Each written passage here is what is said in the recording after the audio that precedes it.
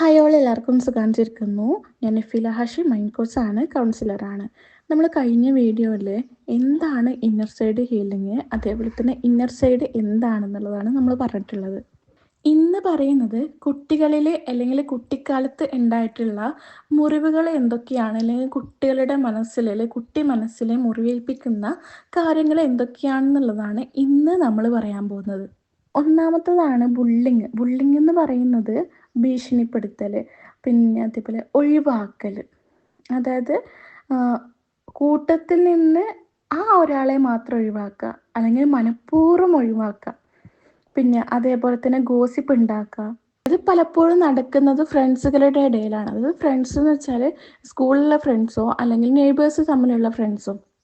അതായത് ഫ്രണ്ട്സുകളെല്ലാവരും കളിക്കുമ്പോൾ നമ്മളെ മാത്രം ഒന്ന് ഒഴിവാക്കുക. നീ ഇപ്പോൾ കളിക്കാൻ വരണ്ട, നമ്മൾ നിന്നെ കളിക്കാൻ കൂട്ടൂല, അല്ലെങ്കിൽ നിന്നെ പിന്നെ കൂട്ടാം, ഇപ്പോൾ ആളായി, അങ്ങനെ ഇതൊക്കെ പറഞ്ഞിട്ട് നമ്മളൊന്ന് ഒഴിവാക്കാണ് എന്ന് നമുക്ക് തോന്നൽ. അല്ലെങ്കിൽ നമ്മൾ ഒഴിവാക്കിയിട്ടുണ്ടാവും. അല്ലെങ്കിൽ എവിടെയെങ്കിലും സ്പെഷ്യലായിട്ട് പോകുമ്പോൾ നമ്മളെ കൂട്ടൂല, അല്ലെങ്കിൽ സ്പെഷ്യലായിട്ടുള്ള ഫുഡ് കഴിക്കാൻ പോകുമ്പോൾ അല്ലെങ്കിൽ കഴിക്കുന്ന സമയത്ത് നമ്മളൊന്ന് മാറ്റി നിർത്താം, അല്ലെങ്കിൽ നമ്മൾ എന്തെങ്കിലും കള്ളക്കഥകൾ പറഞ്ഞിട്ട് നമ്മളൊന്ന് ആ സ്ഥലത്തു നിന്ന് മാറ്റി നിർത്താം, കളിക്കാൻ കൂട്ടാതിരിക്കുക. അങ്ങനത്തെ, അല്ലെങ്കിൽ സംസാരിക്കുന്ന ഇടയിൽ നമ്മൾ കൂട്ടാതിരിക്കുക, അല്ലെങ്കിൽ നമ്മൾ വരുമ്പോൾ സംസാരം നിർത്താം. അത് ഫ്രണ്ട്സ് എല്ലാവരും സംസാരിക്കുന്ന സമയത്ത് നമ്മൾ വരുന്നുണ്ടാവും, അപ്പോൾ സംസാരം നിർത്താം. ഇതൊക്കെ ഉണ്ടാവുമ്പോൾ കുട്ടികളിൽ നല്ല രീതിയിൽ മുറിവുണ്ടാക്കുന്നുണ്ട്. ചിലപ്പം കുട്ടി വലുതായി കഴിഞ്ഞാലും, അതായത് നമ്മൾ വലുതായാലും നമ്മുടെ മനസ്സിൽ ആ ഒരു മുറിവുണ്ടാവും. ആൾക്കാരുടെ കൂടെയിൽ ഇരിക്കാനുള്ളൊരു ബുദ്ധിമുട്ടുണ്ടാവും. കാരണം നമുക്ക് ചെറുപ്പം മുതലേ കിട്ടിയത് എന്താണ്, നമ്മൾ ഒഴിവാക്കുന്ന ആ ഒരു ഇതാണ് നമുക്ക് കിട്ടിയിട്ടുള്ളത്. എവിടെ പോയാലും നമ്മളിങ്ങനെ ഒഴിവാക്കുന്നുണ്ടാവും. അതുകൊണ്ട് തന്നെ ആളുകളുടെ ഇടയിലേക്ക് പോകാനും ആളുകളോട് സംസാരിക്കാനും ഇയാൾക്കൊരു പേടിയോ അല്ലെങ്കിൽ ഒരു മടിയോ കാണും. പിന്നെ അതേപോലെ തന്നെ ഗ്ലോസിപ്പ് ഉണ്ടാക്കുക, നമ്മളെക്കുറിച്ചിട്ട് വേണ്ടാത്ത കഥകൾ ഉണ്ടാക്കിയിട്ട് നമ്മളെ വേദനിപ്പിക്കുക. നമ്മളെ വേദനിപ്പിക്കാൻ മാത്രം ഗോസിപ്പ് ഉണ്ടാക്കുന്ന ആൾക്കാരുണ്ട് അല്ലേ, നമ്മൾ സ്കൂളിൽ പഠിക്കുന്ന സമയത്ത് അല്ലെങ്കിൽ മദ്രസയിൽ പഠിക്കുന്ന സമയത്ത് ഒക്കെ. നമ്മുടെ ഫ്രണ്ട്സ് അല്ലെങ്കിൽ നമ്മളെ കൂട്ടത്തിലുള്ള ആൾക്കാരായിരിക്കാം, അല്ലെങ്കിൽ പുറത്തുള്ള ആൾക്കാരായിരിക്കാം നമ്മളെ കുറിച്ചിട്ട് ക്ലോസിപ്പ് ഉണ്ടാക്കുക. അല്ലെങ്കിൽ ഇവരൊന്നും ആവണമെന്നില്ല, മുതിർന്ന ആൾക്കാരായാലും മതി. മുതിർന്ന ആൾക്കാർ നമ്മളിങ്ങനെ നടന്നു പോകുമ്പോൾ നമ്മളെക്കുറിച്ചിട്ട് ഇല്ലാത്ത കഥകൾ പറയാം, അല്ലെങ്കിൽ നമ്മളെ കുറിച്ചിട്ട് വേണ്ടാത്ത കാര്യങ്ങൾ പറയാം. അത് ചിലപ്പോൾ മറ്റൊരാളോട് പറയുന്നത് നമ്മൾ കേൾക്കുന്നതായാലും മതി. ഇതും കുട്ടികളിൽ വല്ലാതെ മുറിവേൽപ്പിക്കും. അതേപോലെ തന്നെ ദയയില്ലാതെ നമ്മളോട് പെരുമാറുക. അത് നമ്മൾ വീട്ടിൽ നിന്നോ അല്ലെങ്കിൽ നമ്മൾ നടന്നു പോകുന്ന സമയത്ത് നമ്മളെ അറിയുന്ന ആൾക്കാരോ അറിയാത്ത ആൾക്കാരോ പറയുന്നതാവാം. പിന്നെ അതേപോലെ തന്നെ നമ്മൾ ആഗ്രഹിക്കും ഈ ഇന്നൊരു വ്യക്തി ഇന്ന പോലെ നമ്മളോട് പെരുമാറണം എന്ന് നമ്മൾ ആഗ്രഹിക്കുന്നുണ്ടാവും, നമ്മളെ കുട്ടിയുള്ള സമയത്ത് തന്നെ. അല്ലെങ്കിൽ എൻ്റെ മാതാപിതാക്കൾ എന്നോട് ഇങ്ങനെ പെരുമാറണം, അല്ലെങ്കിൽ എൻ്റെ ഫ്രണ്ട്സ് എന്നോട് ഇങ്ങനെ ആവണം എന്നൊക്കെ നമ്മൾ ആഗ്രഹിക്കുന്നുണ്ടെങ്കിൽ പോലും നമുക്കത് കിട്ടാത്ത അവസ്ഥ. അതിൻ്റെ ഒരംശം പോലും, അല്ലെങ്കിൽ ഒരു തരി പോലും നമുക്ക് കിട്ടാത്ത അവസ്ഥ. നമ്മൾ ആഗ്രഹിക്കുന്ന ആ രീതിയിൽ അവർ നമ്മളെ പരിഗണിക്കുന്നില്ല, സ്നേഹിക്കുന്നില്ല എന്നൊരു തോന്നൽ. ഇതൊക്കെ എന്താണ്, കുട്ടികൾ ഉണ്ടാക്കുന്ന മുറിവുകൾ തന്നെയാണ്. പിന്നെ അതേപോലെ തന്നെയാണ് പിന്നെ അല്ലെങ്കിൽ നമ്മുടെ വീട്ടിലുള്ള ഏതെങ്കിലും ഒരു വ്യക്തി കാരണം, അല്ലെങ്കിൽ പുറത്തുള്ള ഏതെങ്കിലും വ്യക്തി കാരണം ഒരു ഡോക്ടറിനോട് പോലും വിശദീകരിക്കാൻ പറ്റില്ല. എൻ്റെ തലവേദന ഈ രീതിയിലാണ് വേദനിക്കുന്നതെങ്കിൽ ഇനി ഒരു അതായത് പറയാൻ പോലും പറ്റാത്തത്ര ഒരു തലവേദന, മൈഗ്രെയിന്, തലകറക്കം, അങ്ങനത്തെ കാര്യങ്ങളൊക്കെ ഇഷ്യൂസ് ഉണ്ടാവും. പിന്നെ അതേപോലെ തന്നെ വികാരങ്ങളെ നിയന്ത്രിക്കാൻ അവർക്ക് പറ്റില്ല.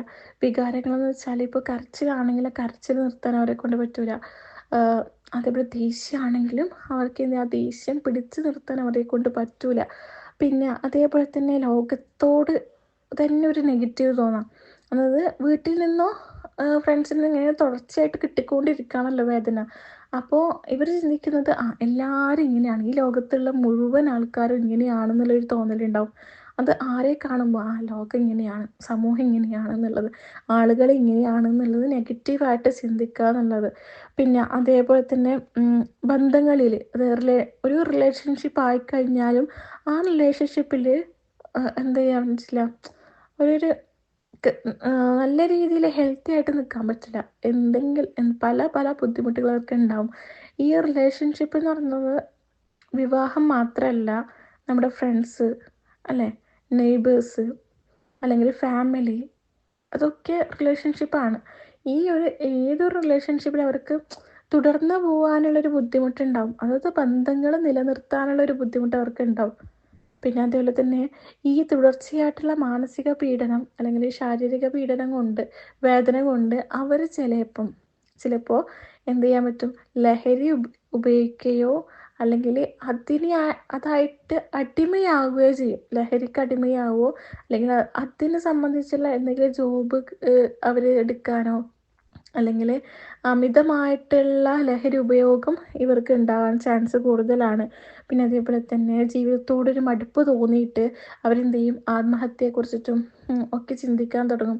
അതിന് വേണ്ടി ചിലപ്പം ട്രൈ ചെയ്തേക്കുക, എന്നത് ആത്മഹത്യ ചെയ്യാൻ വേണ്ടിയിട്ട് ട്രൈ ചെയ്തേക്കാം അവർ. പിന്നെ അതേപോലെ ഒരു ഡ്രാമയാണ് ഒരു ദുരന്തം ഉണ്ടായിക്കഴിഞ്ഞാൽ ഉണ്ടാകും. ദുരന്തം മീൻസ് പിന്നെ ഒരു എന്താ പറയുക, ഉരുൾപൊട്ടൽ, വെള്ളപ്പൊക്കം, പിന്നെ ബോംബാക്രമണം, അങ്ങനത്തെ ദുരന്തങ്ങൾ ഉണ്ടാവും, മരണപ്പെട്ടു പോവുക.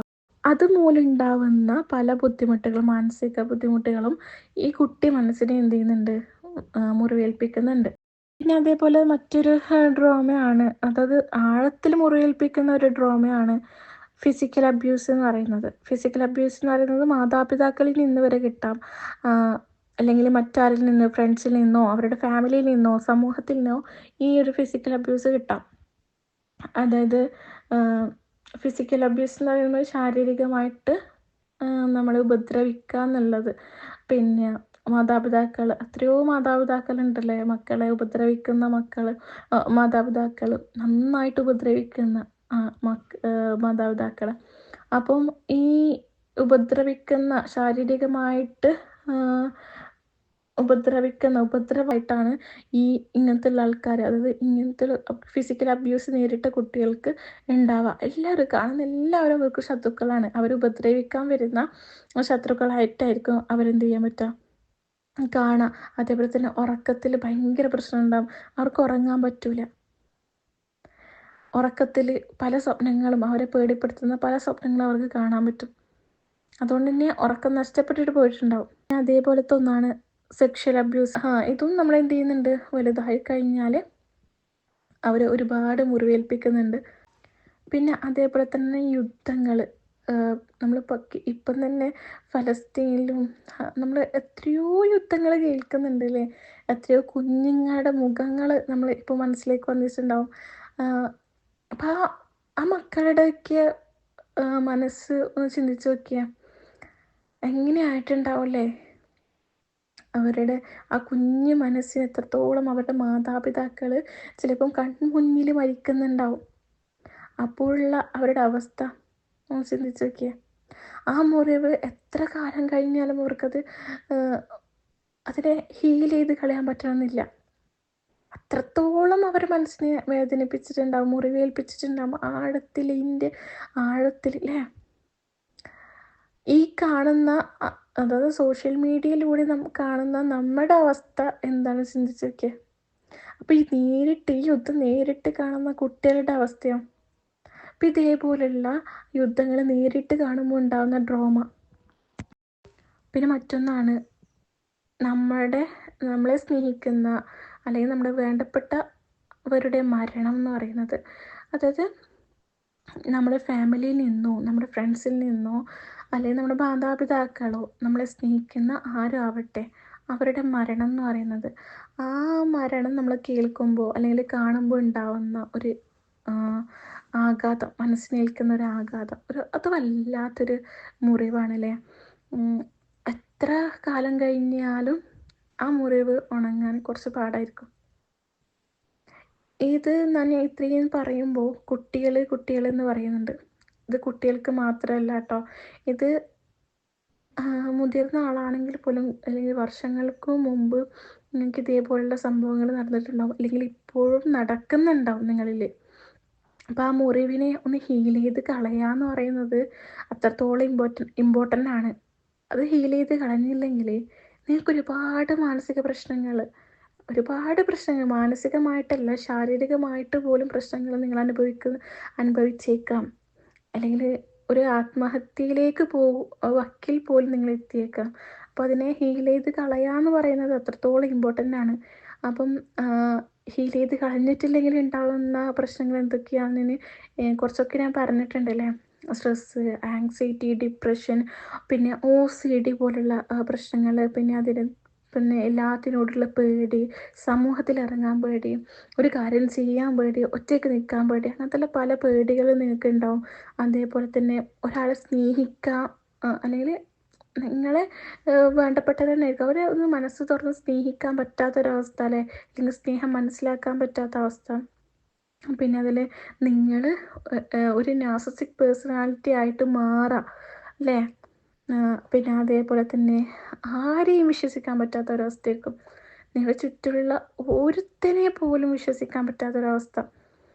എപ്പോഴും നിങ്ങളോട് തന്നെ നിങ്ങൾ എന്ത് ചെയ്യുക, കുറ്റപ്പെടുത്തുക, നെഗറ്റീവ് കാര്യം നിങ്ങളെ തന്നെ നിങ്ങൾ നെഗറ്റീവായിട്ട് കാണാം. പിന്നെ നിങ്ങൾ ഒരു എല്ലാം പെർഫെക്റ്റ് ആവണം എന്നുള്ളൊരു തോന്നലുണ്ടാവും. എല്ലാം പെർഫെക്റ്റ് ആവണം എന്നാൽ മാത്രമേ ഞാൻ കാര്യം ചെയ്യൂ എന്നുള്ളൊരു അത് ഈ പെർഫെക്റ്റ് ആവണം എന്ന് ആഗ്രഹിക്കുന്നത് തെറ്റൊന്നുമല്ല. പക്ഷെ പെർഫെക്റ്റ് ആയാൽ മാത്രമേ ഞാൻ സ്റ്റാർട്ട് ചെയ്യൂ, എന്നാൽ മാത്രമേ ഞാൻ തുടങ്ങൂ എന്ന് പറയുന്നത് കുറച്ച് പ്രശ്നമാണ്. പിന്നെ അതിൽ കുറ്റബോധം അല്ലേ, അങ്ങനത്തെ പല പല മാനസിക പ്രശ്നങ്ങൾ നിങ്ങൾക്ക് അനുഭവിക്കേണ്ടി വരും. പിന്നെ അത് നിങ്ങളെ വല്ലാതെ എന്ത് ചെയ്യും, പ്രശ്നത്തിലേക്ക് എത്തിക്കും, ശാരീരികമായിട്ടും മാനസികമായിട്ടും. അപ്പം എന്ത് ചെയ്യുക, ഇങ്ങനത്തെ പ്രശ്നങ്ങൾ നിങ്ങൾക്ക് ഉണ്ടെങ്കിൽ, അല്ലെങ്കിൽ ഇങ്ങനത്തെ പ്രശ്നങ്ങളിലൂടെ നിങ്ങൾ കടന്നു പോയിട്ടുണ്ടെങ്കിൽ, നിങ്ങളെ കുട്ടികൾ ഇതിലൂടെ കടന്നു പോയിട്ടുണ്ടെങ്കിൽ, നിങ്ങളുടെ കുട്ടികളോ അല്ലെങ്കിൽ നിങ്ങൾക്കറിയുന്ന ഏതെങ്കിലും കുട്ടികളോ ഏതെങ്കിലും വ്യക്തിയോ ഇതിലൂടെ കടന്നു പോയിട്ടുണ്ടെങ്കിൽ, അവരുടെ ആ മനസ്സിലുള്ള മുറിവ് ഒന്ന് ഹീൽ ചെയ്ത് കളയാൻ നിങ്ങളെ ഹെൽപ്പ് ചെയ്യുക എന്നുള്ളതാണ്. അതിന് ഒറ്റയ്ക്ക് പറ്റുന്നില്ല എന്നുണ്ടെങ്കിൽ, നിങ്ങൾക്ക് നിങ്ങളുടെ മുറിവിനെ ഒന്ന് ഹീൽ ചെയ്ത് കളയാൻ പറ്റുന്നില്ല എന്നുണ്ടെങ്കിൽ, നിങ്ങൾക്ക് ഒരാളുടെ സഹായം തേടാം. നമ്മൾ ഇപ്പോൾ ഒരു 6 മാസം നീണ്ടു നിൽക്കുന്ന ഒരു inner side healing workshop start ചെയ്തിട്ടുണ്ട്. അപ്പോൾ അതിലേക്ക് നിങ്ങൾക്ക് ജോയിൻ ചെയ്യാൻ താല്പര്യം ഉണ്ടെങ്കിൽ എന്ത് ചെയ്യാം, ജോയിൻ ചെയ്യാം. അപ്പോൾ അതിൻ്റെ ഡീറ്റെയിൽസും കാര്യങ്ങളും അറിയണമെങ്കിൽ ഈ നമ്പറിലൊന്ന് കോൺടാക്റ്റ് ചെയ്താൽ മതി കേട്ടോ.